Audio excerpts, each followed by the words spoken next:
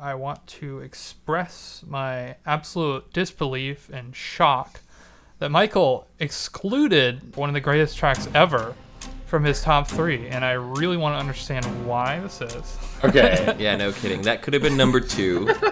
Okay, let me finish.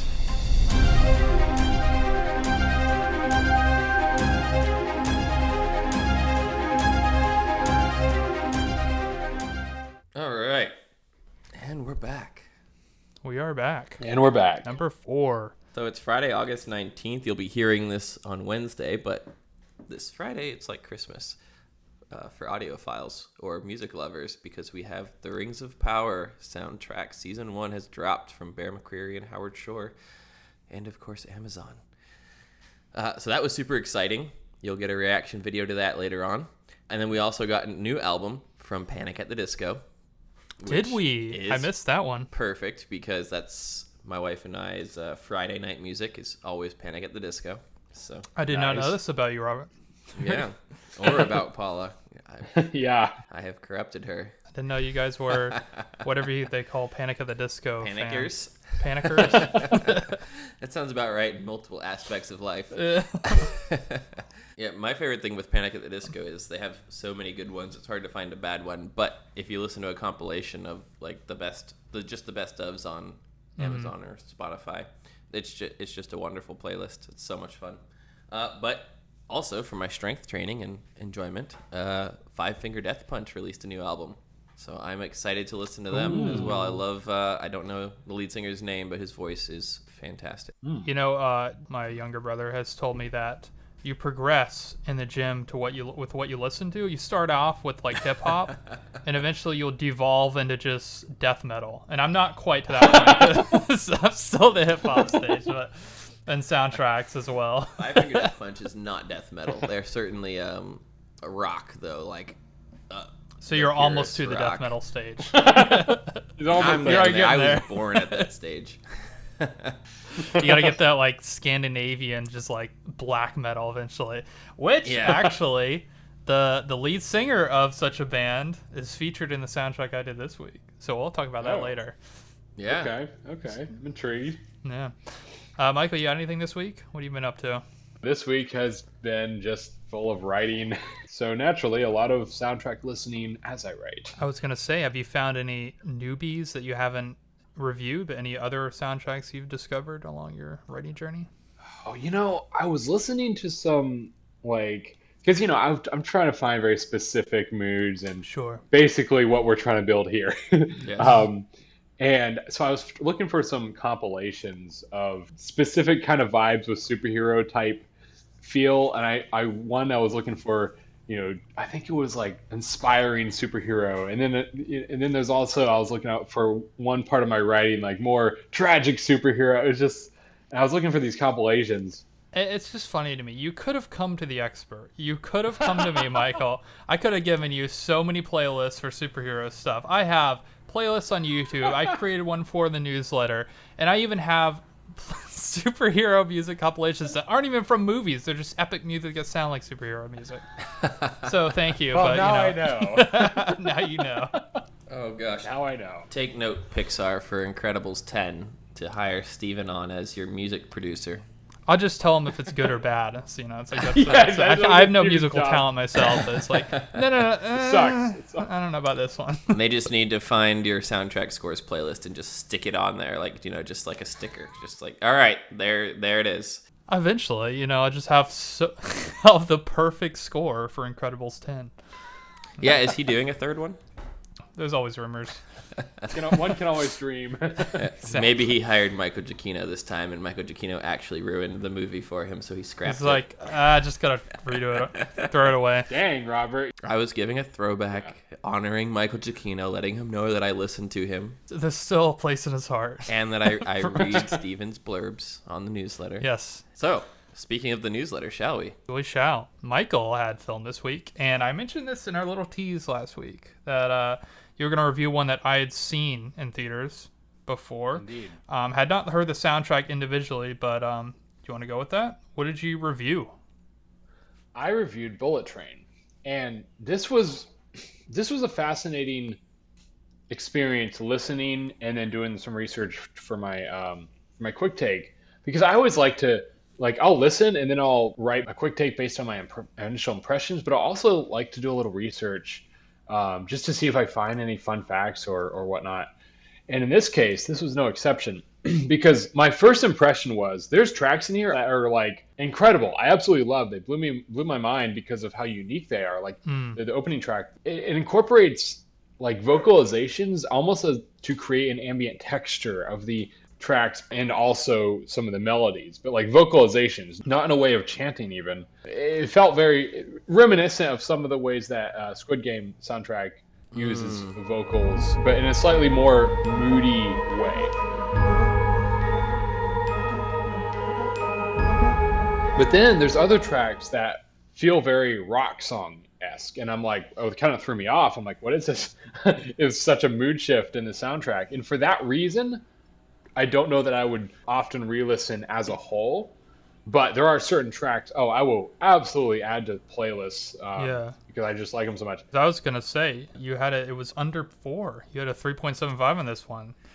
Yeah. That's the thing. Funny story about that. Michael hadn't put his name on the review yet when I was looking it over, and I got to the end and thought it was Steven, and I think it's because it was not a 5 out of 5. So I was like, oh, this is about Steven's average, and so I was like, oh, Steven decided to do Bullet Train instead of Michael. Weird. And then I was like, oh, okay, maybe not. Yeah, for the listeners, I texted Michael and Robert this week. I averaged out my scores, and my average is a 3.8. And I haven't done Michael's or Robert's yet, but I'm actually curious. I think I might have the lowest average score. We know Steven Michael's tends to be a little more, Critical. Critical, yes, in a word. Critical. I'm just a music critic. I'd be interested to see where mine is, but it's probably around the same, maybe a 4, closer to a 4. But Michael's is like a 4.98. 4.5. Okay, not that hard. Okay. Mike's just an optimist. Mike, he just likes a lot of music. Yeah, not a problem. It's all it's somewhat subjective. Well, I will say if you read Michael's reviews, you kind of see a little bit like certain things I know will catch your ear, and then that'll like resonate, and then you're like, okay, this is a 4 or 5, which I understand that, because like I struggle with like, okay, overall, is this a 4? Is this under? Mm-hmm. I see where you're coming from. Absolutely, and that's the thing. There are some tracks that are like 4.5 for me, or 4.75 even, but the soundtrack as a whole, and I can factor in how listenable is this, you know what I mean? Mm-hmm. Soundtrack as a whole, I had to give a 3.75. But here's the thing. I did some research, and again, this is coming from not seeing the film. I hadn't seen the film when I listened to this. And also, I'm scoring it based on listenability outside the context of the film. Upon further research, it's like, if I was scoring it purely based on how is the soundtrack for this film, it'd be way higher. It was really kind of genius what the composer, Dominic Lewis, did. Because this is a film that, when I was reading this article, that has popular songs featured in it. And Dominic Lewis talked about that element and talked about how he kind of treated that, because there is another album that has music that's in this film. And he called it the score versus the needle drop. And he's like, the needle drop, he kind of treated as part of the score and as part of the atmosphere of the film. And in fact, he even went so far with some of the themes for certain characters. He would think about the characters like, okay, let me figure out what is their musical taste, and then have that in mind as I write the theme. And reading that, I was like, that's genius. I've not heard of that before. And also, I love how he treated the needle drop, as he says, like as part of the atmosphere. And that clearly informed his score as well. And that's why I think that listening to the score, you have some sound like a song and others that are more sound like a track and a score. Yeah, it sounds like it's one that fit the film. Like I watched the movie, like I said, and it is interesting because all the characters are very big characters. They're very unique. I like how you said the composer was doing that with the individual character themes, because you could definitely see because they're all so wild and different. Yeah. I definitely look forward to seeing it. It looks like a fun movie. Definitely fun. That track, The White Death, was really trippy. I really liked it, though. So we don't usually do a theme to our newsletters, but we apparently all like Norse music, because I know we've done Assassin's Creed Valhalla. I have put together a Vikings TV show playlist for our Spotify account, which please follow us if you have not yet. Soundtrack Scores at Spotify. But Steven this week decided, all of us decided to continue the trend. Go ahead, Steven. What did you do for TV? I feel like it was a bit of a coincidence, but I did Vikings Valhalla, which it's interesting because obviously it's kind of a spin-off of Vikings. And again, it's the same composer, Trevor Morris. Probably my favorite thing about this album, and it was something that I love because I've heard of this before in another podcast I randomly listened to like a month ago. There's a musical form called kulning, and it's Scandinavian kind of vocalization. It's really fascinating. It's usually sung by women, and they would use it to call the cattle and the livestock down from where they would be in their pastures, like up in the mountains. They would just like let the livestock wander off, and they would literally sing these just kind of mesmerizing songs, and the cows would come back.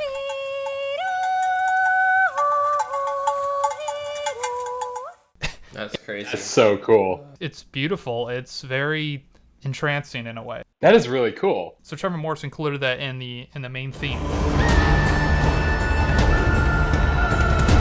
Overall, I like the album. Some tracks stood out to me, although I really wish they had more of the Kulning vocals in there. I think it would have been kind of cool to have those throughout the soundtrack a little bit more. Yeah. And that's the reason for me I gave it a 3.75 as well. Is like overall liked it. That was my favorite part, and a lot of the other tracks were kind of just a little bit more dismal, and they did have some kind of deeper vocalizations that are kind of throaty as well, and those were cool. I could definitely visualize the Viking lifestyle as I listened to this. But yeah, Kulning vocals were my favorite part, and overall didn't blow me away as a soundtrack, but there's some really great tracks on there. So it'll be good for a playlist builder, but not for a straight through listen. For sure. That's what I'd say, yeah. I'm going to have to give that, I must confess, I've not listened to the main theme yet, but I'm going to have to give that a listen. I'm really intrigued. Yeah, it's in there, and then listen to the main theme, and then just look up Kulning on YouTube. It's Kulning.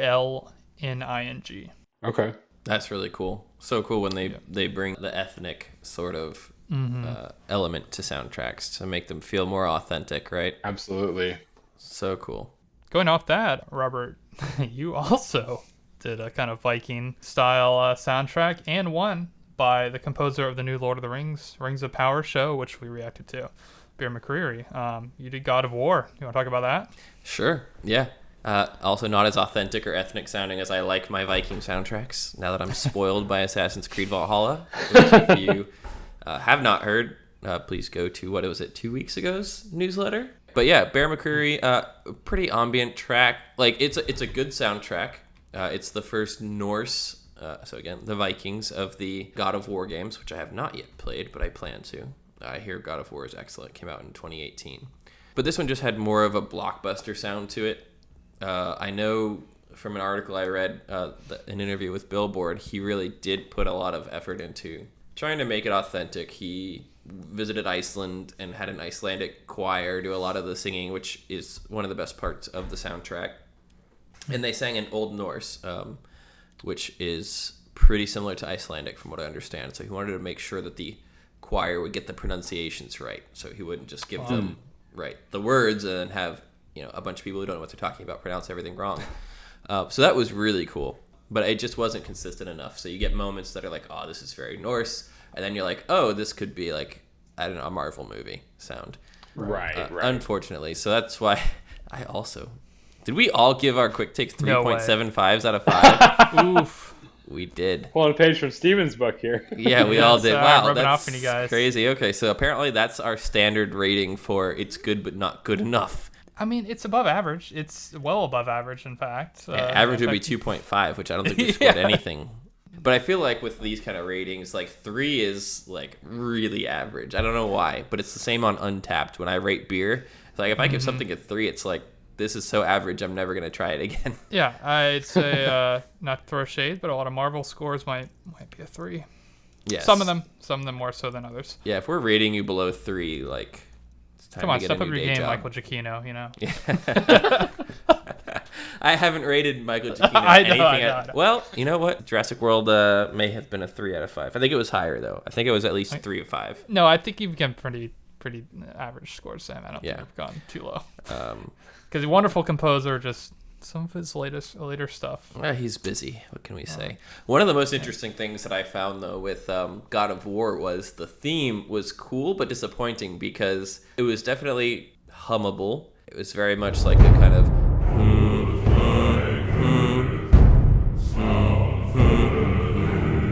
Pirates?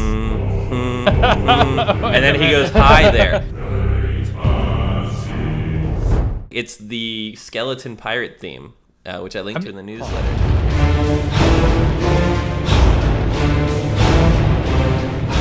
That was my biggest issue with the Obi-Wan Kenobi theme. It's like 2 notes off from the Marvel's PS4 Spider-Man theme. I'm like, what the heck? Yeah, it's like, you guys not listening to each other's work or what? Like, McCreary really tried. Like, dude, did you not know that this is out of Pirates of the Caribbean, Curse of the Black Pearl, one of the best soundtracks of all time? So that was cool but disappointing. I mean, I feel like it's inevitable, but for a main theme to sound so similar to another iconic theme, it's just like, come on, you know. Yeah. Here I am complaining about this when I can't compose a single note over original content. Oh, so. Absolutely. But you know, we're hoping we don't hear the Star Wars theme pop up in Rings of Power. Oh, for sure. I mean, Right. we're gonna go into our Never Gets Old, which is an interesting one. Michael did this. Again, I have gripes with his top 3 for the second week in a row. But I want you to talk about this first, Michael, because it is a beautiful soundtrack. Because you reviewed How to Train Your Dragon.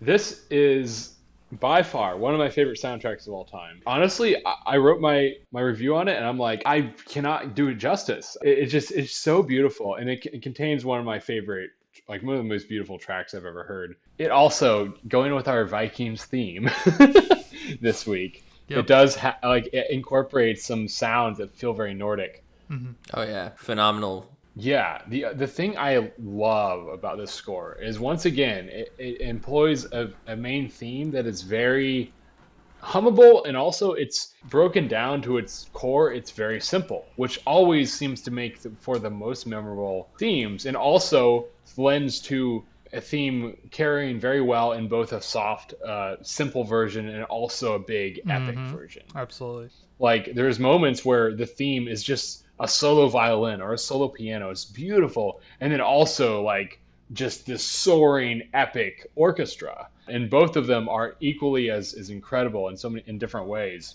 Yeah, John Powell really knocked it out of the park with that one. Oh yeah.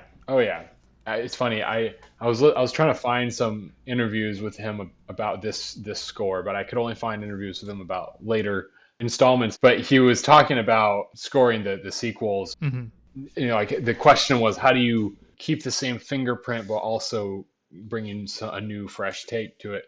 And he said he looks to the story to find the new, fresh take on it. So he thinks about, okay, in this case, like, you have these same characters who are now older. So he approaches like that with these new characters, a new chapter in these characters' lives. Let me bring new themes out of that, and kind of almost this reintroduction of these characters as more mature, but then also still maintaining that same fingerprint. That was such a pleasant surprise when that movie and that soundtrack came out. And just, gosh, such a great film all the way through. If you haven't watched it in a while, go back and rewatch it. And then that score, John Powell, I had only known him from the Bourne soundtracks, which are fantastic, but so different. I want to express my absolute disbelief and shock that Michael excluded the track Forbidden Friendship, one of the greatest tracks ever, from his top 3, and I really want to understand why this is. Yeah, no, Okay. that could have been number 2. Okay. Like, you could have had the main theme number 1, but Forbidden Friendship had to be a 1 or 2. Like, Golly, yeah. come on, Michael. Okay, all these tracks are number 1 for me, to be fair. I mean, well, yeah, I'm exaggerating, but I had a hard Everybody time gets trophies. No, but this is just, these are like by fat, divided by just minuscule measures. These are all so good. I mean, Romantic Flight, that has to be on there, number 1. Test Drive Sure. has to be number 2. And No. what I like about the Down Drag... Okay, let me finish. The Down Dragon, there's a couple of moments in there that I absolutely love the way they bring in the theme, where it's really intense, but it uses like what sounds like some kind of percussion strings like mixed in with the theme, and I love those moments so much that I guess that's why I included it as in my top three. I'm just gonna have to wedge and force Forbidden Friendship into our top 3 playlists this week, just because for Retribution. Okay, that's fair. I'll give you that. I did an interesting composer spotlight this week. Of course, I feel like I say an interesting one every week, but this was Trevor Rabin. The most intriguing thing about his career is he started off playing guitar and playing in rock bands, and was very successful at that. And it wasn't until the mid-90s when he got into film composition. He started off on a Fair Game, which was a 1995 film, and he wrote some additional music for that, but then composed like the full score for The Glimmer Man, which I believe starred Steven Seagal. But yeah, he's done stuff like Armageddon, Remember the Titans, and National Treasure, which I have a soft spot for.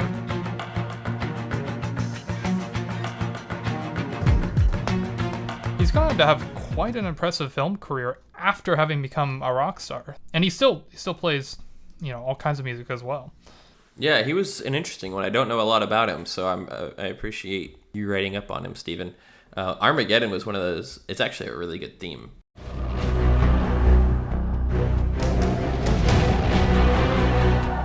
It's one of those that would play on my epic Pandora playlist back in the day. It would pop up.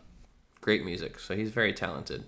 Yeah, he is. I guess it runs in the family. His son played drums for the band Group Love, who Tongue Tied. There's some hits, but that was interesting. But yeah, just such an interesting progression. I mean, his parents played instruments, like more classical. It's just fascinating progression of career. Yeah, but most of the soundtracks that we listed as notable for Trevor Rabin are older. Has he done anything recently? I'm curious. Yeah, that's what I did notice, is he hasn't done a ton lately. He has released like an album like on his own, but again, that was like 2012.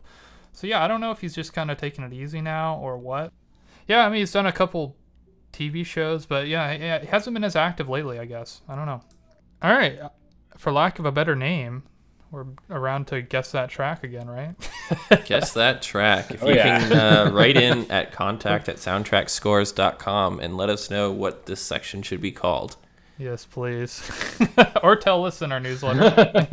Don't forget that at the bottom of the newsletter, there's a Tell Us Your Soundtrack Scores button. You can click that. It will take you to a Google form, and you can also rate the soundtracks we've rated. Tell us where we got it wrong, and what Spotify playlists and soundtracks we're missing, and what you want to hear. We read all of those. We take them into account. Let us know your thoughts.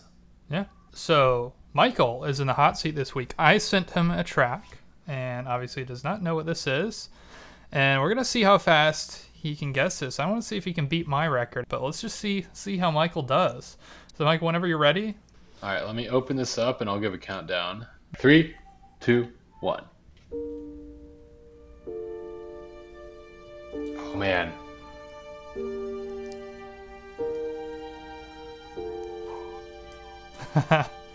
Oh, man. It's slow build. Yep. Not making this easy. Okay. Theme will come. Think, Michael, think.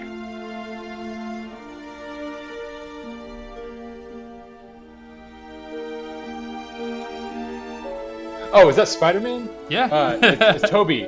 Oh, shoot. Is it the first one?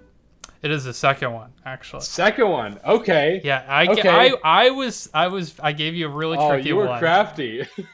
It was when you have Peter's theme just comes in ever so slightly. I was like, oh, yep, that's one. On the soundtrack, it's called A Phone Call / The Wrong Kiss / Peter's Birthday. Okay. Wow. Yeah, they really were like, let's just throw it all together into one track. Yeah. So it took me about 35-ish seconds, so you definitely beat me.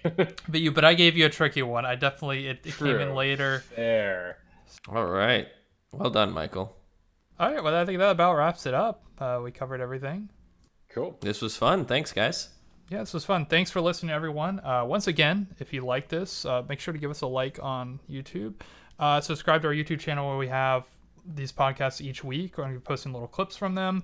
We'll have a surprise little review of The Lord of the Rings up there as well, that new soundtrack. Make sure to comment your suggestions and check out our newsletter. That'll be linked in the description as well. And please check us out on Instagram, Twitter, and Facebook at Soundtrack Scores. Thanks again. Peace.